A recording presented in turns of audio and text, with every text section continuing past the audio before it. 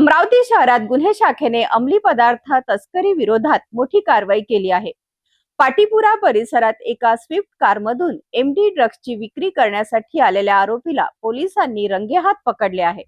या कारवाईत तब्बल 50,99,000 रुपयाचा मुद्देमाल जप्त करण्यात आला असून एका आरोपीला अटक करण्यात आली आहे।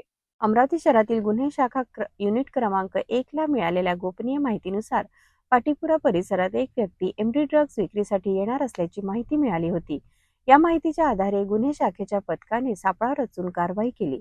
यावेळी लाल रंगाच्या स्विफ्ट कार क्रमांक MH40CA2191 मधून आलेल्या सईद खान शरीफ खान वय 41 वर्ष राहणार पाटीपुरा अमरावती याची तपासणी केली असता त्याच्याकडे 214 ग्रॅम मेफेड्रोन म्हणजेच एमडी ड्रग्ज आढळून आले। या एमडी ड्रग्जची किंमत तब्बल 42,80,000 रुपये असल्याचे पोलिसांनी सांगितले आहे।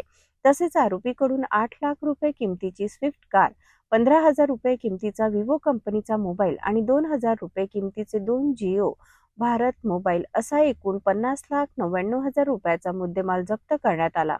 या प्रकरणी नागपुरी गेट पोलीस ठाण्यात NDPS कायद्यानुसार गुन्हा दाखल करण्यात आला असून आरोपीला ताब्यात घेण्यात आले आहे। ही कारवाई पोलीस आयुक्त राकेश ओला, पोलीस उपायुक्त यशवंत सोळंके, पोलीस उपायुक्त प्रांजली सोनवणे तसेच गुन्हे शाखेच्या वरिष्ठ अधिकाऱ्यांच्या मार्गदर्शनाखाली करण्यात आली। अमरावती शहरातील ड्रग्ज विक्री आणि तस्करी करणाऱ्या विरोधात पोलिसांची कारवाई सातत्याने सुरू असल्याचे या कारवाईतून दिसून आले आहे।